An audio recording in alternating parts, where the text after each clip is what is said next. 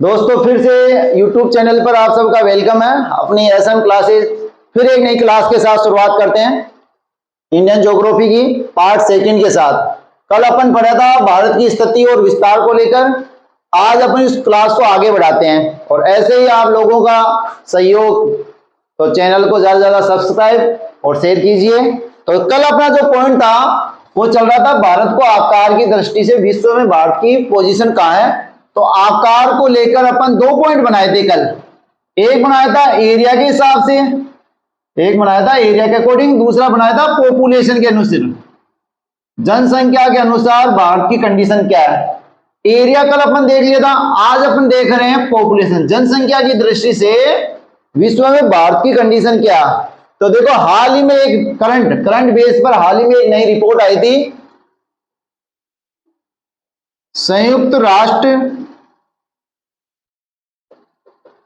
जनसंख्या कोष रिपोर्ट 2023 के अनुसार आबादी की दृष्टि से अपना जो इंडिया है वो मई 2023 में फर्स्ट पोजीशन पर आ गया। इस रिपोर्ट के अनुसार 2023 की जो रिपोर्ट है संयुक्त राष्ट्र जनसंख्या कोष, उसकी रिपोर्ट के अनुसार मई 2023 में इंडिया कौन से नंबर पर आ गया? फर्स्ट नंबर पर। और इस रिपोर्ट के अनुसार भारत की जनसंख्या 142.8 करोड़ मानी गई है। 142.8 करोड़ जनसंख्या है। चाइना की पहले नंबर पर था चीन, जनसंख्या की दृष्टि से, आबादी की दृष्टि से 2022 में या मई 2023 से पहले चाइना का था नंबर 1। अब वर्तमान में मई 2023 में चाइना की जनसंख्या 142.5 करोड़ है। तो हाल ही में यदि क्वेश्चन पूछे कि हाल ही में विश्व में आबादी की दृष्टि से सर्वाधिक जनसंख्या वाला देश कौन सा है, तो अपना इंडिया है फर्स्ट पोजीशन पर। यदि सेंसस 2011, यदि क्वेश्चन पूछे कि जनगणना 2011 के अनुसार जनगणना 2011 के अनुसार भारत की स्थिति क्या है, जनगणना 2011 के अनुसार भारत की स्थिति क्या है, तो उस समय थी भारत सेकंड पोजीशन पर था अपना इंडिया। और भारत की जनसंख्या कितनी थी? भारत की जनसंख्या 2011 की जनगणना अनुसार थी 121 करोड़। तो यदि जनगणना 2011 के अनुसार पूछे तो अपना इंडिया सेकंड पोजीशन पर था। और हाल ही में करंट में पूछे या 2023 की बात करें तो अपन फर्स्ट नंबर पर है।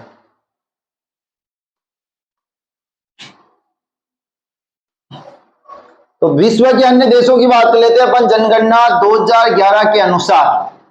तो देखो आप फर्स्ट नंबर पर कौन है? चाइना। विश्व में सर्वाधिक जनसंख्या वाला देश कौन सा है? चाइना। और दूसरे नंबर पर अपना कौन है? इंडिया। तीसरे नंबर पर आपका यूएसए, अमेरिका। फोर्थ नंबर पर है इंडोनेशिया।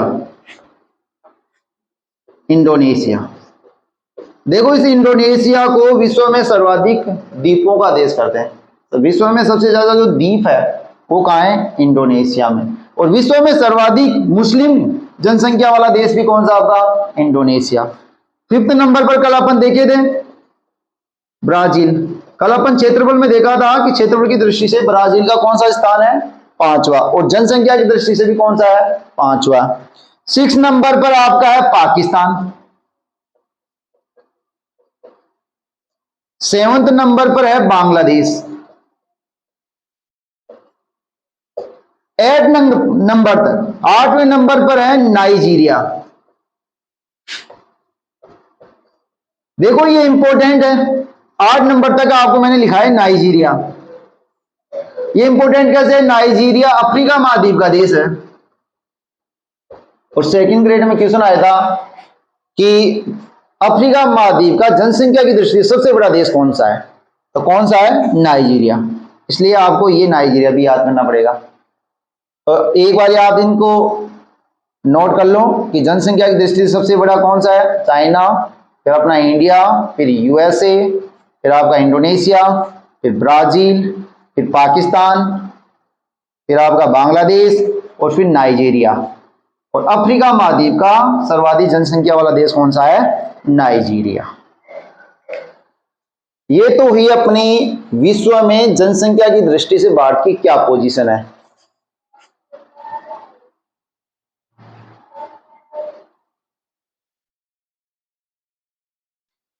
अब इंडिया में देख लेते हैं अपन, ये जो आपके 28 स्टेट है और 8 यूटी है, इनकी क्या कंडीशन है। क्वेश्चन बनेगा ऐसे कि मैक्सिमम सर्वाधिक जनसंख्या वाला राज्य कौन सा है। सर्वाधिक जनसंख्या, क्षेत्रफल, जनसंख्या की दृष्टि से सर्वाधिक जनसंख्या वाला राज्य कौन सा है, तो ये आपका यूपी, उत्तर प्रदेश। भारत में सर्वाधिक आबादी वाला राज्य कौन सा आपका? यूपी। मिनिमम, सबसे कम जनसंख्या वाला राज्य कौन सा है? सबसे कम जनसंख्या वाला, तो ये आपका राज्य है सिक्किम। सिक्किम राज्य, सिक्किम। देखो सिक्किम की बात बताता हूं, 2 क्वेश्चन आते हैं यहां से। देश का वह पहला राज्य जो 1 फैमिली 1 जॉब, एक परिवार को एक जॉब, ये सरकार की पॉलिसी है। और दूसरी बात है जैविक खेती वाला, जैविक कृषि, पूर्ण रूप से जैविक कृषि वाला राज्य कौन सा है? सिक्किम। छोटा है, इसकी जनसंख्या लगभग 7 लाख के आसपास है। यूपी की जनसंख्या लगभग 22 करोड़ के आसपास है। फिर अगला क्वेश्चन बनता है, मैक्सिमम जनसंख्या वाला यूटी कौन सा है? यूटी, जनसंख्या की दृष्टि से सबसे बड़ा केंद्र शासित प्रदेश कौन सा है? तो यह आपका है दिल्ली, दिल्ली। और लगभग दिल्ली की जनसंख्या है 1.6 करोड़, 1.6 करोड़। आगे मिनिमम जनसंख्या वाला यूटी कौन सा है? सबसे कम जनसंख्या वाला केंद्र शासित प्रदेश कौन सा है? तो वो आपका है लक्षद्वीप, लक्षद्वीप। देखो सर्वाधिक जनसंख्या वाला राज्य उत्तर प्रदेश हो गया, सबसे कम जनसंख्या वाला होगा और सिक्किम हो गया आपका, सर्वाधिक जनसंख्या वाला केंद्र शासित प्रदेश दिल्ली हो गया, सबसे कम जनसंख्या वाला केंद्र शासित प्रदेश हो गया आपका लक्षद्वीप। ये नोट कर लिया होगा आपने, नहीं किया तो एक बार कर लो आप इसको।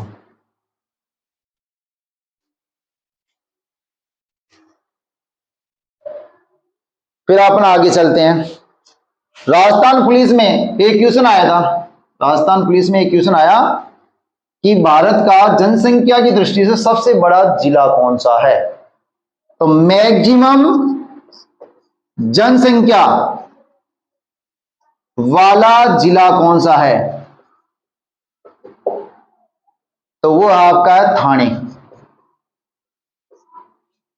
कह सकते हैं कि जनसंख्या की दृष्टि से सबसे बड़ा जिला कौन सा आपका? थाने। थाने कहां पड़ता है?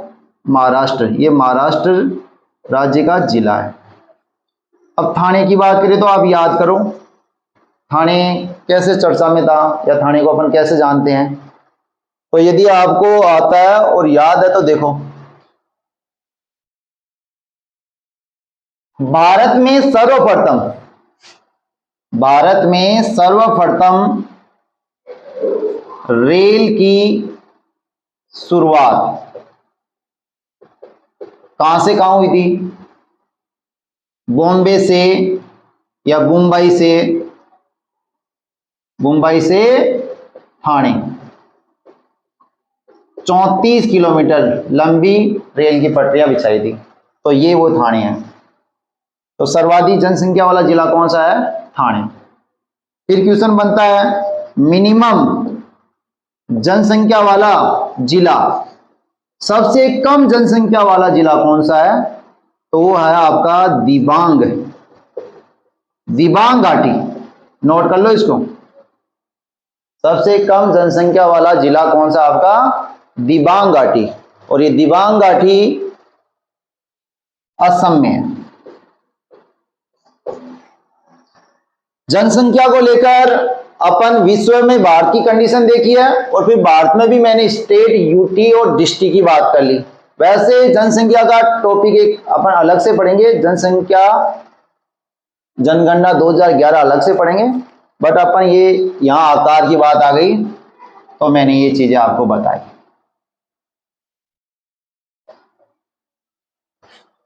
अब आगे बढ़ेंगे इसके विस्तार को लेकर, इंडिया के विस्तार को लेकर, और विस्तार को लेकर अपने पास 2 पॉइंट रहेंगे कि भारत का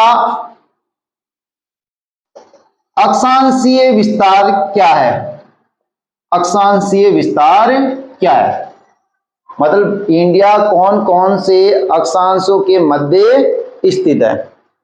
कल मैंने आपको बताया था, फिर मैं बता देता हूं। अक्षांशों की बात करें तो ये अपनी पृथ्वी थी, इस पृथ्वी के मध्य से ये भूमध्य रेखा गुजरी थी, मतलब 0 डिग्री अक्षांश थी अपनी। अब ऐसे ही इस पृथ्वी के उत्तर से दक्षिण की ओर एक रेखा खींची गई थी, वो थी आपकी 0 डिग्री देशांतर, और ये आपकी होगी 0 डिग्री अक्षांश। अपना इंडिया इन अक्षांश और देशांतरों के बीच में था, इन अक्षांश और इन देशांतर रेखाओं के बीच में था अपना इंडिया। ये लो, ये अपना इंडिया था। यहाँ अपन बात करें पहले अक्षांशीय विस्तार, तो इसका मतलब इंडिया 0 डिग्री भूमध्य रेखा के कौन से है, उत्तरी गोलार्ध में है। तो इंडिया की जितने भी अक्षांशीय विस्तार देखेंगे वो नॉर्थ आएगा, उत्तरी अक्षांश में आएगा। तो भारत की अक्षांशीय विस्तार की बात करेंगे तो देखो, ये तो आपका है तमिलनाडु वाला, नीचे दो, ये कौन सा राज्य है, तमिलनाडु। और ये ऊपर की बात करेंगे अपन तो ये आपका स्टेट है या यूटी है लद्दाख, ये आपका है लद्दाख, और ये है आपका तमिलनाडु, टीएन। भारत का सबसे उत्तरतम राज्य कौन सा है, लद्दाख। भारत का सबसे दक्षिणतम राज्य कौन सा है, आपका तमिलनाडु।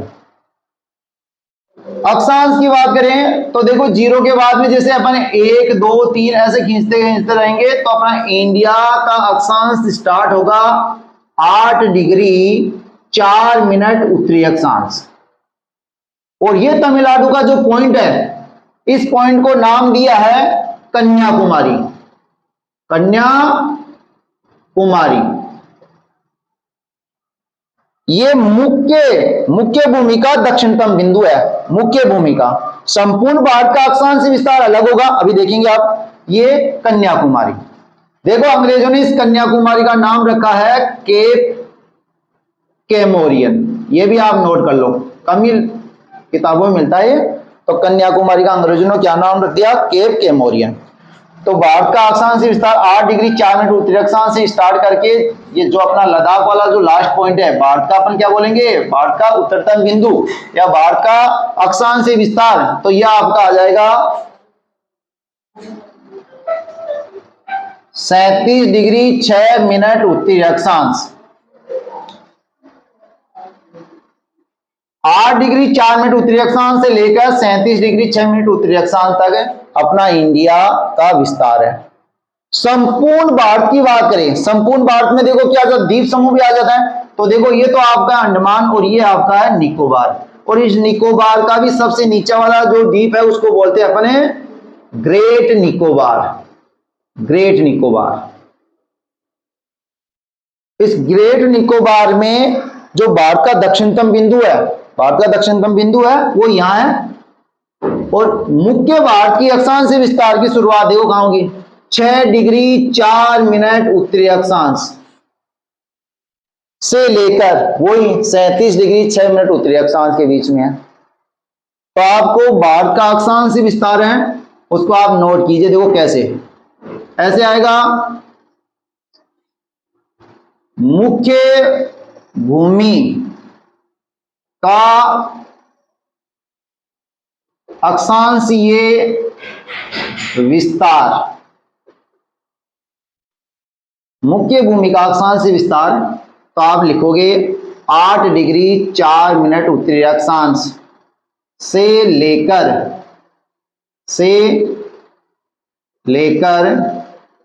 37 डिग्री 6 मिनट उत्तरी अक्षांश। इन अक्षांशों के बीच में अपना भारत स्थित है। अब आजकल ऐसे क्वेश्चन आने लगे कि मुख्य भूमि का अक्षांशीय विस्तार का अंतर कितना है, तो ये भी आप नोट कीजिए अंतर, और ये अंतर आप निकालोगे तो देखो 37 डिग्री 6 मिनट उत्तरी अक्षांश में से 8 डिग्री 4 मिनट उत्तरी अक्षांश से आप घटाओगे तो आपका आ जाएगा 2 तो आ जाएगा आपका मिनट और 29 आ जाएगी आपकी डिग्री। तो अपन बोले तो मुख्य भूमिका अक्षांश से विस्तार का अंतर कितना है? 29 डिग्री 2 मिनट। नोट कर लिया आपने ये चीज? ये तो है मुख्य भूमिका अक्षांशीय विस्तार। फिर अगला बनता है संपूर्ण भारत का अक्षांशीय विस्तार। तो संपूर्ण भारत का अक्षांशीय विस्तार कहां से स्टार्ट होगा? आपका ग्रेट निकोबार से। तो वो आपका है 6 डिग्री 4 मिनट उत्तरी अक्षांश से 37 डिग्री 6 मिनट उत्तरी अक्षांश। और इसका भी अंतर पूछता है कि संपूर्ण भारत का अक्षांशीय विस्तार का अंतर कितना है? तो ये आ जाएगा अभी 37 6 में से आप यदि 6 4 को घटाओगे तो 31 डिग्री 2 मिनट, ये आपका अंतर आ जाएगा। ये है संपूर्ण भारतीय अक्षांशीय विस्तार का अंतर और ये आपका है मुख्य भूमिका अक्षांशीय विस्तार का अंतर। ये आपने नोट कर लिया। ये तो हुआ इसका विस्तार की बात।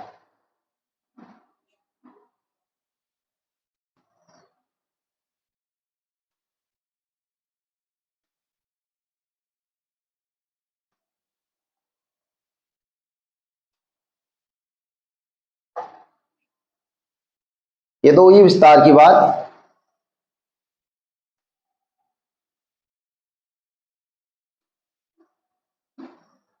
फिर देखो क्वेश्चन बनता है भारत का उत्तरतम बिंदु। भारत का उत्तरतम बिंदु। तो देखो जो 37 डिग्री 6 मिनट उत्तरी अक्षांश है तो भारत का उत्तरतम बिंदु को बोलते हैं, इसका नाम है इंद्राकोल। इंद्राकोल। और इसकी जो स्थिति है वो लद्दाख केंद्र शासित प्रदेश के यहां अपना एक दर्रा है, उस दर्रा का नाम है काराकोरम दर्रा। काराकोरम दर्रा। ये काराकोरम दर्रा भारत का सबसे ऊंचा दर्रा है। ये भी आपको याद रखना है। क्वेश्चन आता है कि इंडिया का सबसे ऊंचा दर्रा कौन सा है? तो काराकोरम दर्रा है। और जब अपन हिमालय को पढ़ेंगे तो ये ट्रांस हिमालय में स्थित है। ये मुख्य हिमालय में नहीं आता। ये काराकोरम दर्रा ये कौन सा? ट्रांस हिमालय में आता है। और इसी काराकोरम दर्रा में भारत की जो सबसे ऊंची चोटी है, इंडिया की सबसे ऊंची जो चोटी है वो है K2 गोडविन आस्टीन, जिसकी ऊंचाई है 8611 मीटर। तो वो भी कहां स्थित है? इसी काराकोरम दर्रा में। तो भारत का उत्तरतम बिंदु कौन सा हो गया? नोट करो आप, इंद्राकोल। फिर पूछे कि मुख्य भूमि का दक्षिणतम बिंदु। दक्षिणतम बिंदु मुख्य भूमि का। तो देखो मुख्य भूमि में क्या स्टार्ट होती है आपका? तमिलनाडु वाला। तो मुख्य भूमि का दक्षिणतम बिंदु है आपका कन्याकुमारी। कन्याकुमारी, जिसका अंग्रेजों ने क्या नाम रख दिया? केप कैमोरियन। मुख्य भूमि के अलावा यदि पूछे कि भारत का दक्षिणतम बिंदु, देखो कैसे क्वेश्चन आएगा, मुख्य भूमि का दक्षिणतम बिंदु कौन सा? तब तो आपको बताना कन्याकुमारी या केप कैमोरियन।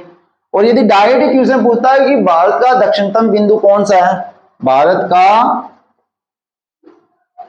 दक्षिणतम बिंदु तो वो आपका ग्रेट निकोबार में, जिसको अपन बोलते हैं इंदिरा पॉइंट। ये आपका इंदिरा पॉइंट है। 6 डिग्री 4 मिनट उत्तरी अक्षांश वाला ये पॉइंट कौन सा आपका? इंदिरा पॉइंट। ये भारत का साउथर्न मोस्ट पॉइंट है। इस इंदिरा पॉइंट का दूसरा नाम है पार्सन पॉइंट। कभी कभी ये भी आ जाता है। इंदिरा पॉइंट का दूसरा नाम क्या है? पार्सन पॉइंट। और इसका एक नाम और है पिगमेलियन। Pygmalion point. तो ये तो हुआ भारत का अक्षांशीय विस्तार। भारत का अक्षांशीय विस्तार अपन देख लिया कि मुख्य भूमि का अक्षांशीय विस्तार 8 डिग्री 4 मिनट उत्तरी अक्षांश से लेकर 37 डिग्री 6 मिनट उत्तरी अक्षांश। तो संपूर्ण भारत का अक्षांशीय विस्तार है आपका 6 डिग्री 4 मिनट उत्तरी अक्षांश से लेकर 37 डिग्री 6 मिनट उत्तरी अक्षांश। भारत का दक्षिणतम बिंदु पूछे तो इंदिरा पॉइंट, पार्सन पॉइंट है इसका नाम, पिग्मेलियन पॉइंट है। कहा ये? ग्रेट निकोबार में है। और भारत का उत्तरतम बिंदु पूछे तो वो आपका इंदिरा कोल है। इन्हीं अक्षांशों में एक मुख्य अक्षांश, जो अपन पढ़ चुके हैं कि भारत के मध्य से गुजरती है, भारत के मध्य से गुजरती है, और उस अक्षांश का नाम है आपका,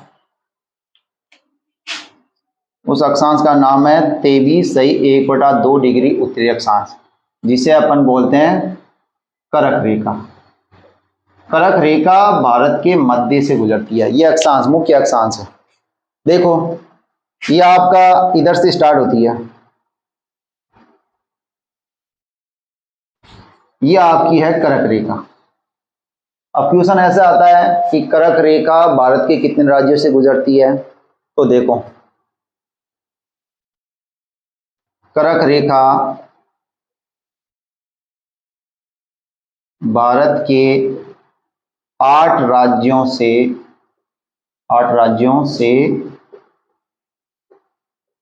गुजरती है। ये 8 राज्य कौन कौन से हैं? क्वेश्चन आता है निम्न में से कौन से राज्य से करक रेखा नहीं गुजरती है? तो ये 8 राज्यों के लिए मैंने एक ट्रिक बनाया, इस वर्ड को आप याद करोगे तो आपको ये 8 राज्य याद हो जाएंगे। ये 8 राज्यों का ट्रिक क्या है? गुराम, छज्जा, मित्र। इन 8 राज्यों के मैंने एक एक अक्षर लिए हैं, गुराम, छज्जा, मित्र। आप 1-2 बार याद बोलोगे तो याद हो जाएगा।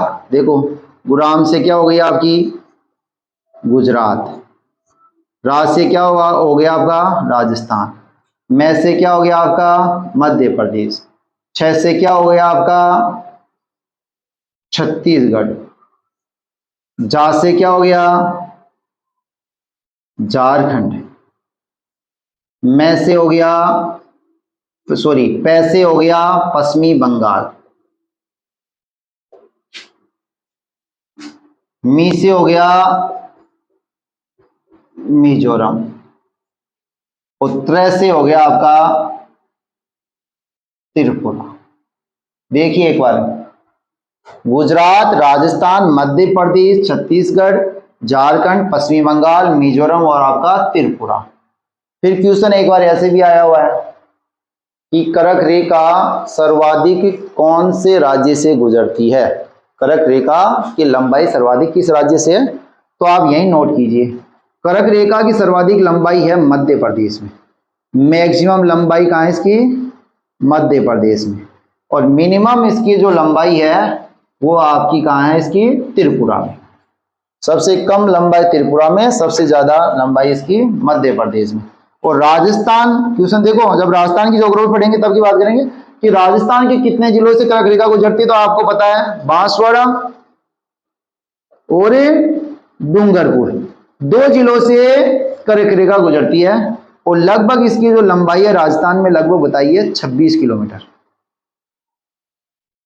ये हुई इसकी सर्वाधिक लंबाई मिनिमम वाली। और राजस्थान में अपन देखें बांसवाड़ा, डूंगरपुर, और ये लगभग इसकी लेंथ है 26 किलोमीटर। फिर अगला क्वेश्चन देखो, ये नोट कर लो आप, या आप नोट कर लो कि 8 राज्य कौन कौन से हैं, सर्वाधिक लंबाई कहाँ है इसकी, मिनिमम लंबाई कहाँ है, एक बार आप नोट कर लो।